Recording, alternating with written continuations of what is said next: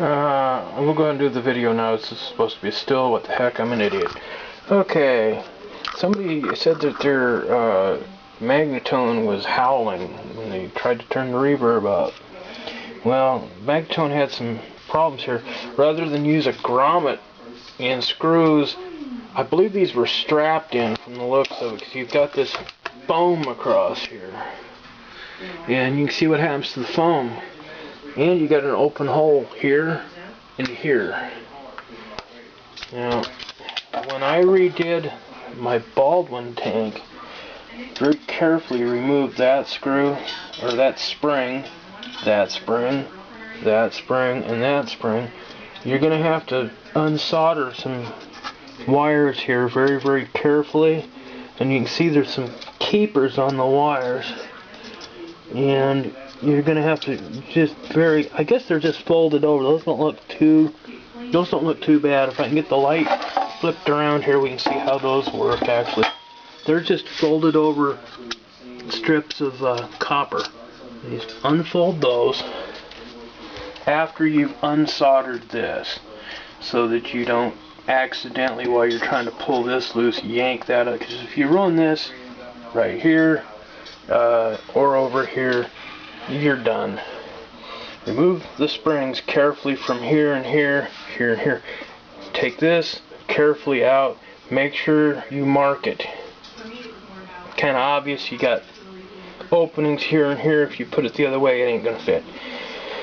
Then what I did was I took some closed cell foam, I don't have any with me, and I wrapped the Baldwin tank all the way around here, and put some end pieces here and here. So we got some light over here we can probably see. So this was all coated with a closed cell foam. You'll have to cut some little X's for these posts to hang through, and then go ahead and get rid of this stuff. This stuff is rotten. It's not as rotten as the other stuff, but we can see here it's already starting to pile. It's starting to come loose. Get that stuff stuck in between the springs there, or worse yet, get it wedged underneath this. It's supposed to free float. If that's not free floating, that's where your feedback's coming from, is the vibration from the amplifiers taking this, vibrating the springs, getting the springs going. That gets that howl going.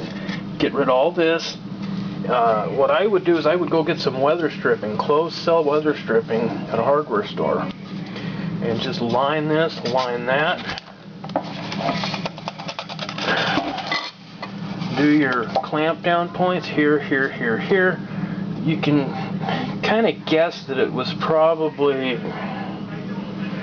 5/16 to 3/8. Looks like it's pretty thick, but you can see what this is doing. It's just crumbling. Some of it's crumbling, some of it's coming off where it has stickum on it. It's coming off in chunks. And if it gets in this hole, it's going to wedge between the plate. You see, that's the plate. It's moving. And when that plate gets wedged, that's where you're starting to get all the howl from. So we'll go ahead and publish this on YouTube, and I'll refer the gentleman who asked for my help to this. As long as you stay away from here, there's some really fine coils right here that are pickup and send and receive coils actually. I guess this would be the tape. Receiving coil here, and this would be the sending coil over here. So your signal comes in off of a transformer, or sometimes straight off of a tube or a transistor through here. These springs are very specially made, and then these are actually soldered in the middle, it looks like. Yep. Nope, those are not soldered. Those are either crimped or they are a crimp. Those are crimped. If you look at an Accutron tank, usually it's just another screw eye, but these are crimped. This is a Gibbs tank. Sometimes considered the Cadillac of spring reverbs. You know, yeah, Accutronics is very good. They're made in Korea now. Mod makes a nice Korean one. I mean, if it's all going to be made in Korea, Mod's cheaper. What the heck? All the Gibbs tanks I knew about that were surplus are gone now, unless you want to go on eBay, but somebody had some for sale up until about 3 years ago, and I think they sold out. Made by beautiful girls in Wisconsin in climate-controlled environment. Yeah. Anyway, this is likely your problem, or you've got something else that entered that hole and is keeping this from free-floating. Now, this does not sit this way normally. I don't remember how these go in there. I'd have to look. This one was sitting face down in an M10 that somebody had converted into a head of all things. They made a really crummy small cabinet. I think this place is absolutely chock-a-block full of yeah, no, it's not. I'm not sure where that went. Anyway, the chassis for the M10 is right here. That's it. All the red tape is items that somebody added and that need to go away. So like that needs to go away, that needs to go away, that needs to go away, that needs to go away, that needs to go away. So anywhere I put red tape or things, modifications or parts that were replaced and put in an improper location, or an improper value was used, or they're bad. That thing just got knocked around, the cone board got bent again, so I may be in for more work than I even want to do on that, but nah, we'll fix that one up.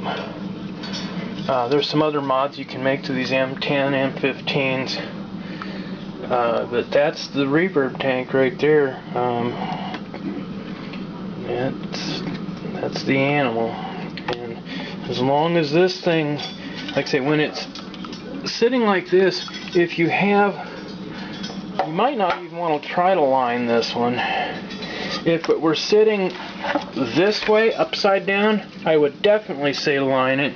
If it was this way, yeah, you might still line that with a thin closed cell material. Let me cover this up so we go to my secret hideout and we'll see if we've got some of the material. I just don't want to show you how destroyed the building is right now. We had like golf ball hail, and then we got a crooked contractor, so things are a little bit hectic and screwed up around. Oh wow, I don't think the material's in here. Crap. Maybe that's it. Nope, don't see it.